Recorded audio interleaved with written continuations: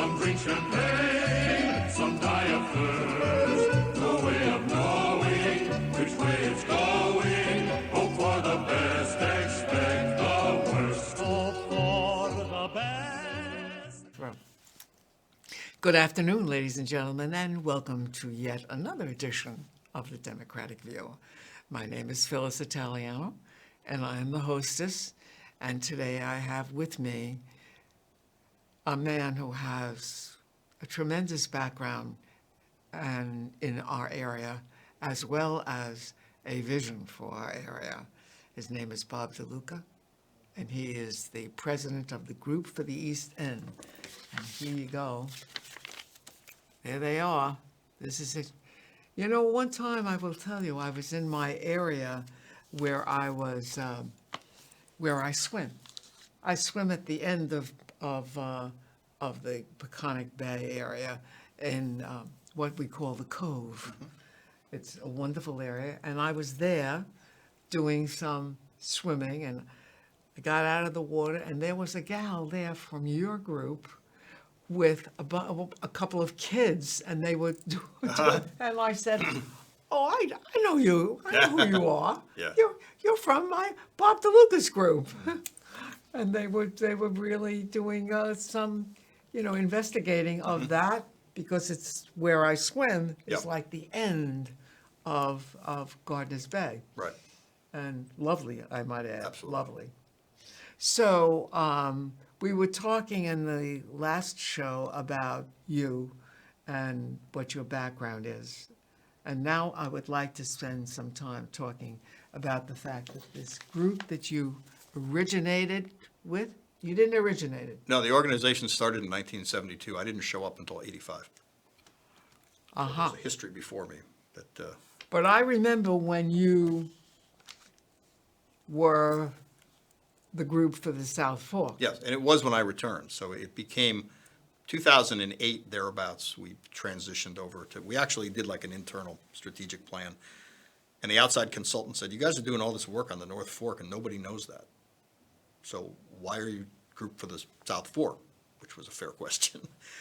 And he's like, "You're working on the East End, so group for the East End." That's, not too complicated, but that's how it happened. Now, are you still basically also located at the North Fork? Yeah, so we have an office, we have an old house in Southold Town, but we have, and especially since COVID, we have people working from all over the place.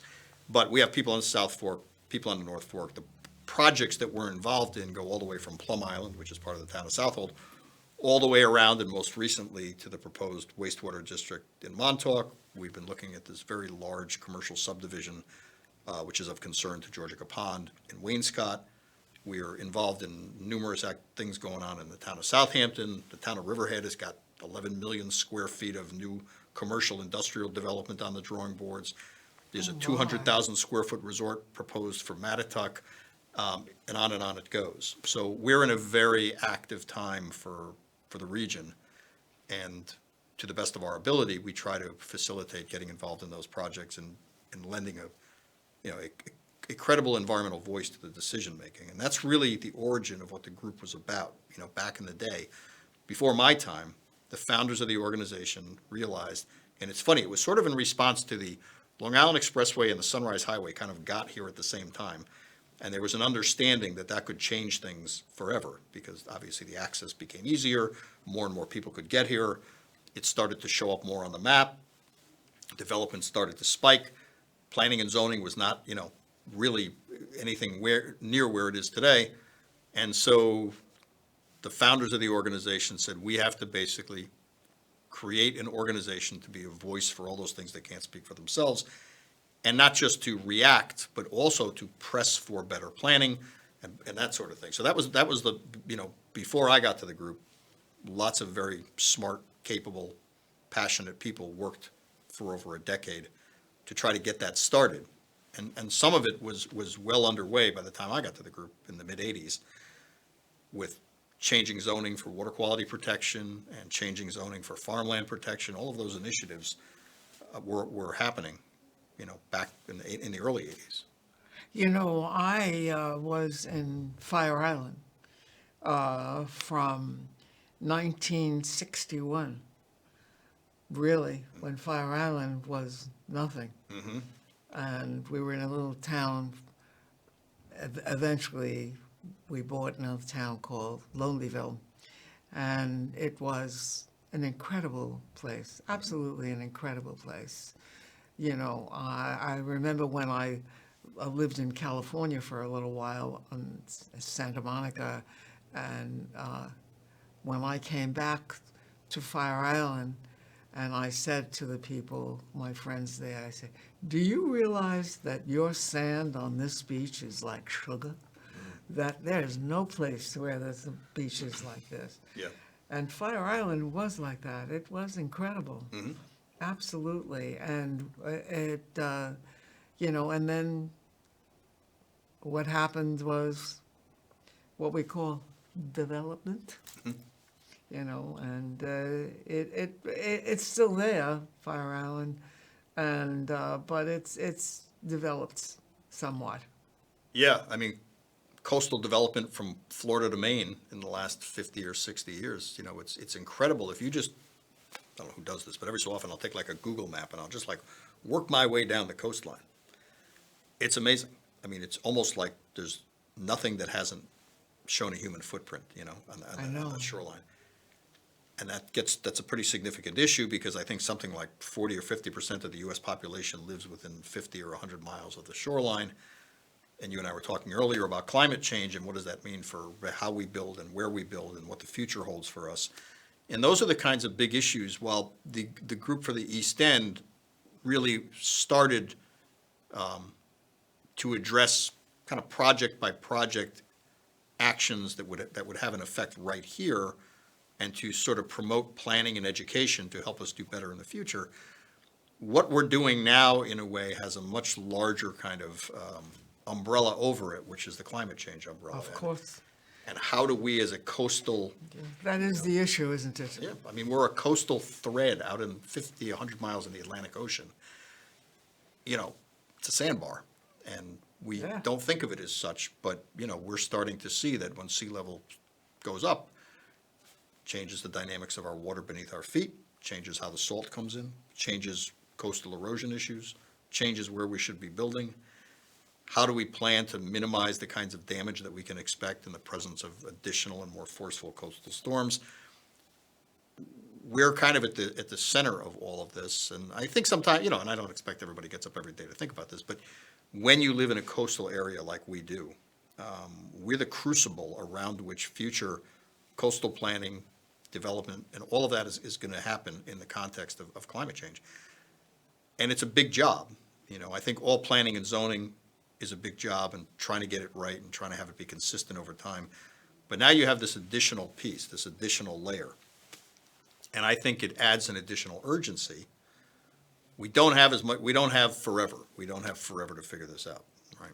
So, That's a good way of putting it. We don't have forever. yeah, and I mentioned to you earlier that I see, like with my own kids, and you would think that, with dad running around being an environmental advocate, they'd be like, good, we have that covered. But the weight that they carry about climate change is very different than any weight that I've ever carried about the loss of environmental issues that I've been involved in, right? So, I didn't, when I got into this, assume that a day would come when we would sort of like just lights out on our ability to survive on the planet. Like, it never looked like that to me. It was like, okay, we have to fix that, we have to preserve this. Even if you take a broader view, there was always this sense that we would still kind of, everything would be okay if you started working on these little pieces. But the idea that the planet itself could reach a point where all kinds of things happen beyond our capacity to manage them, that's the world that young people grow up in. And that's why, you can see this on TikTok, or if you have kids or relatives, I mean, I fear that they're in a dark place sometimes because they don't feel hopeful. And in the absence of hope, you get nowhere, right? You have to have hope. Well, in the absence of hope, you have despair. Yeah.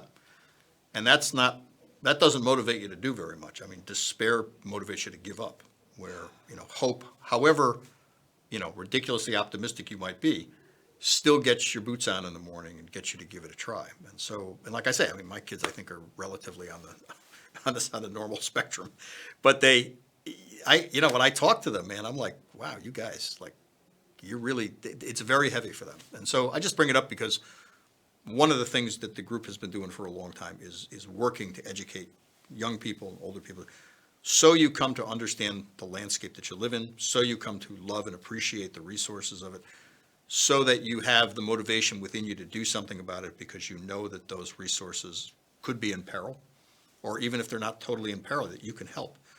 And one of the things which has gotten a fair amount of attention lately is the recovery of the osprey, right? That's kind of a positive success story. When I start my first week at the group in 1985, in September, I and my fellow staff members put up an osprey platform out at the Morton Wildlife Refuge. Still remember it.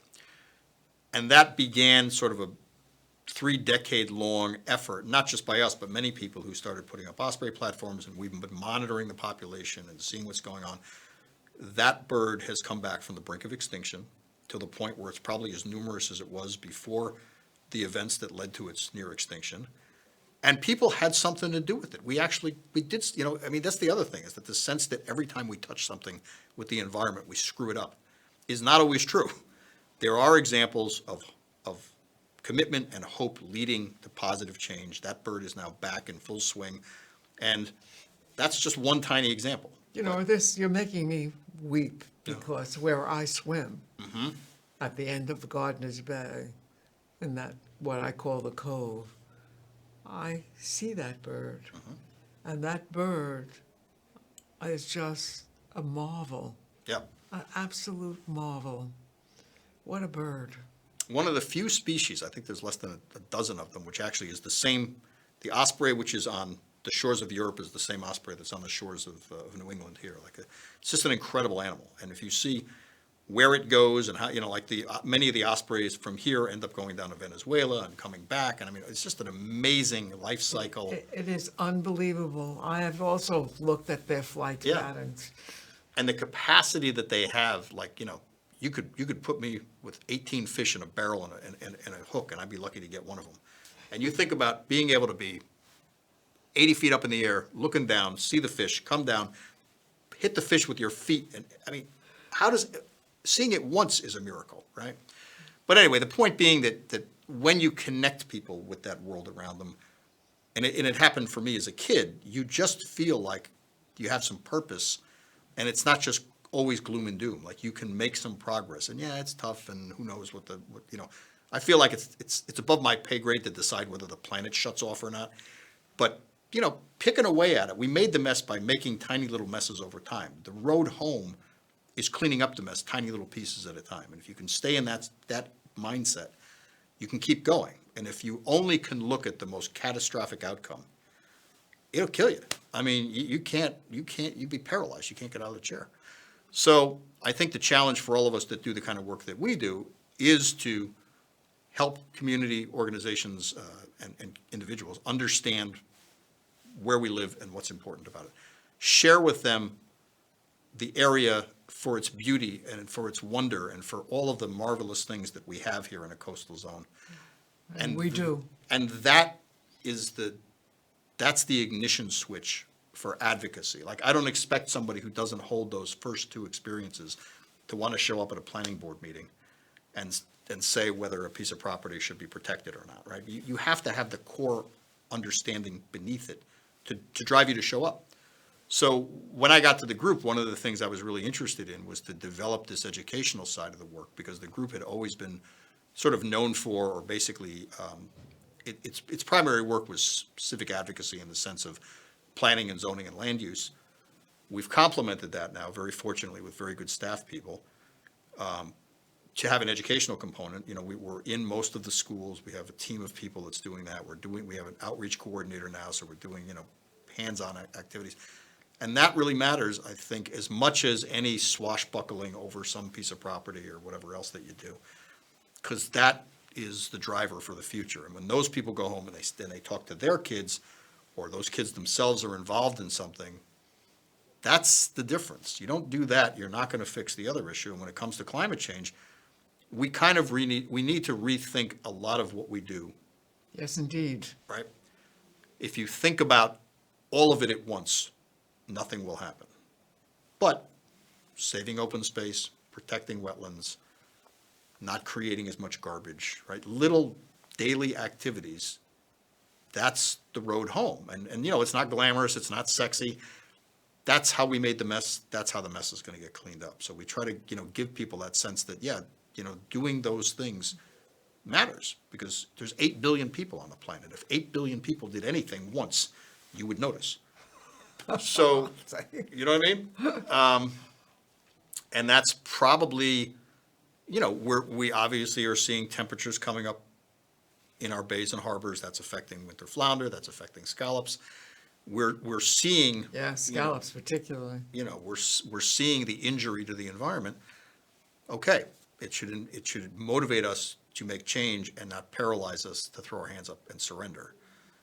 And you can make it different. Like that, I love that osprey story because and it's not alone. I mean, the wood ducks, there are certain things where we've done a pretty good job and people helped. People aren't always the problem.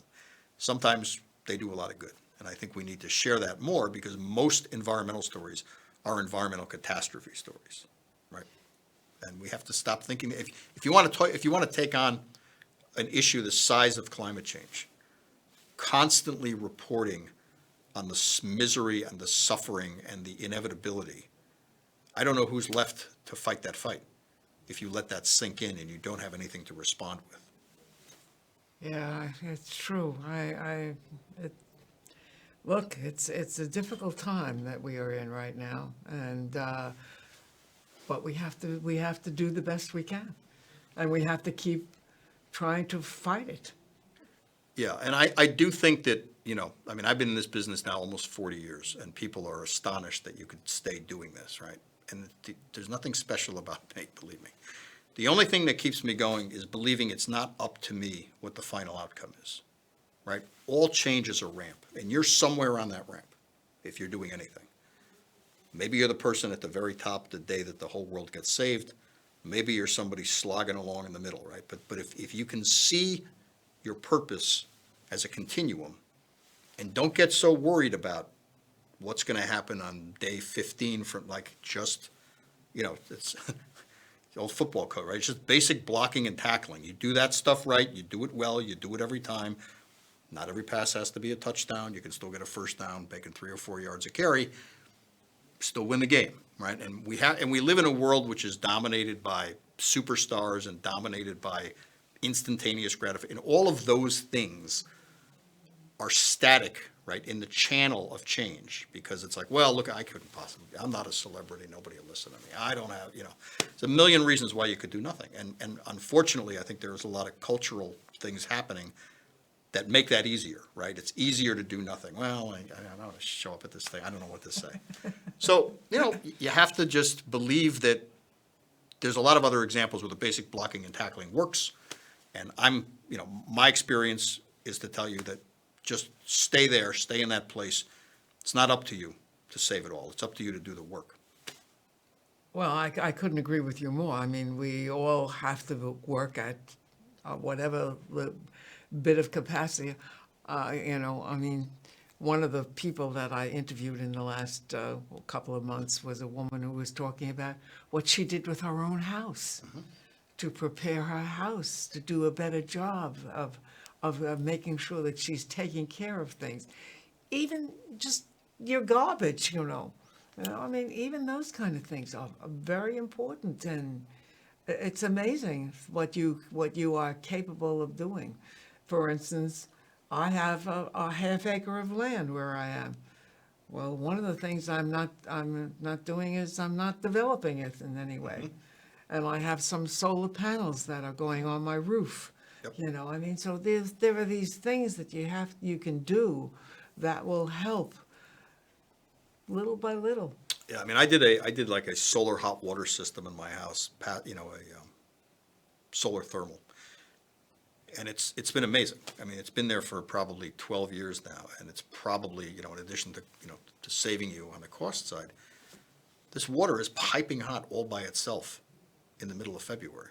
If just warms up all by itself. I don't have to do anything. Really? Yeah, and it has a tank, and the tank holds the hot water, and then the furnace is the backup. So if the water temperature drops to a certain level, the furnace kicks on and it brings the temperature back up. But The water going in is not cold water. So the water coming in, even if it's not boiling hot, it's warm. So the temperature has to go maybe from here to here.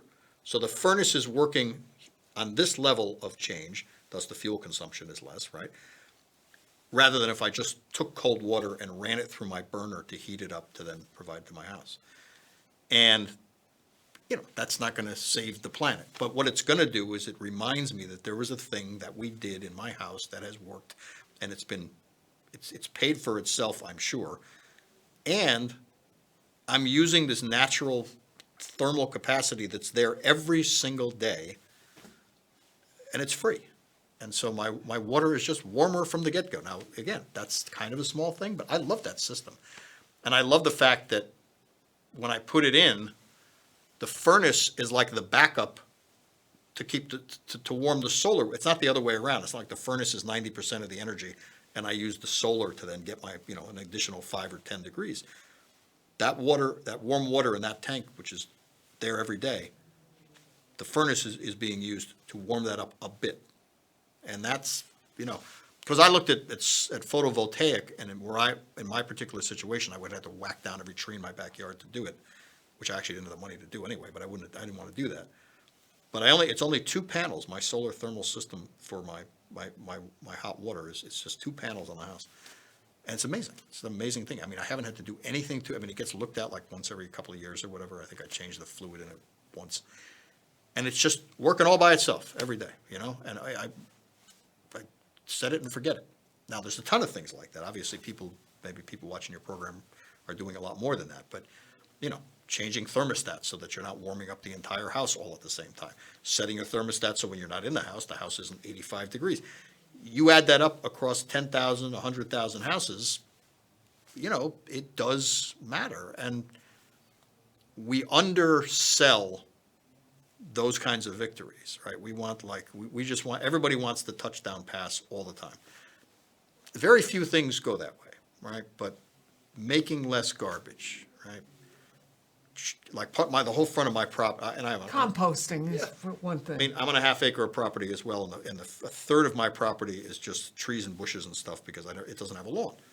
Now that's great because I don't like taking care of the lawn anyway, and that stuff is all living there, and it's very happy. And I have a nice block between me and the road.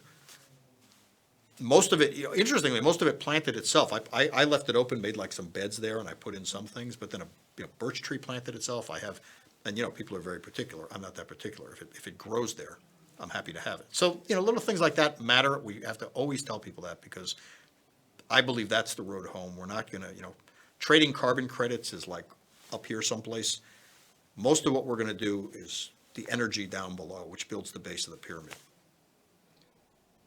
Well, also there are, so many little things we can do, like just composting some of our waste, and then, putting that into our garden and making a vegetable garden that we use the compost on. Those are important And things. buying local produce, right? If you think about, I once read, and I don't know if this is true, so it's anecdotal, but like the number of calories it takes of energy to get a strawberry, like from California to your grocery store versus the amount of calories in the strawberry. It's a highly disproportionate ratio, right?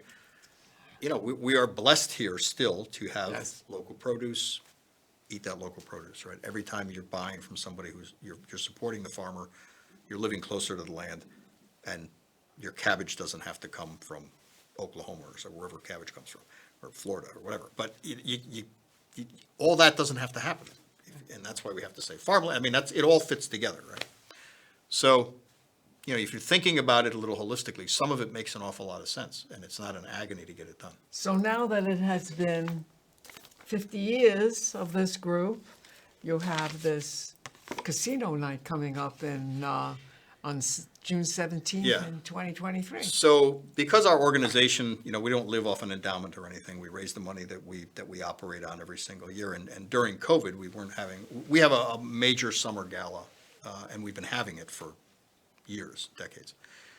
And we didn't have it for 3 years, so it was slim pickings. Anyway, we are back, able to have, we had an event our 50th anniversary event was last June. It was great. People came, it was successful. Nobody got sick. It was great, And we have another one coming up June 17th. Yes, And, that's this one, June 17th. and people, you can, there's a lot of stuff. We just have, our new website just went live this week, so we've updated and upgraded that. So if you just, go to Group for the East End, you'll find it, and you can check out what we're working on, what kind of issues we're involved in, and find out more about events that we have and things like that. So and that website is what's the It's Group for the East End. groupfortheastend.com? .org. .org, yes, of course, .org. Well, Bob, thank you so much for coming. Thank you. And hopefully, we will continue to do our battling and hopefully we'll make some headway. You know where to find me, so Indeed, I do. thank you so much. Oh, please, thank you, because you're a guy who I know has a vision, and I want to make sure that you're supported, because we need people like you. Well, It's there's very plenty of good important. people doing a lot of good stuff, so I thank you. Well,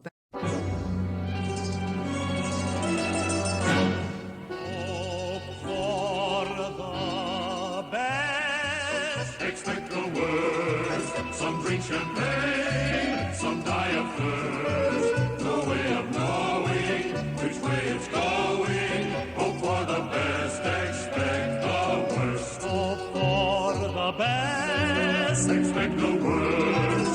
The world's a stage, we're unrehearsed. Some reach the top friends, mile on the strong friends. Hope for the best, expect the worst. I knew a man who saved a fortune that was splendid. Then he died the day he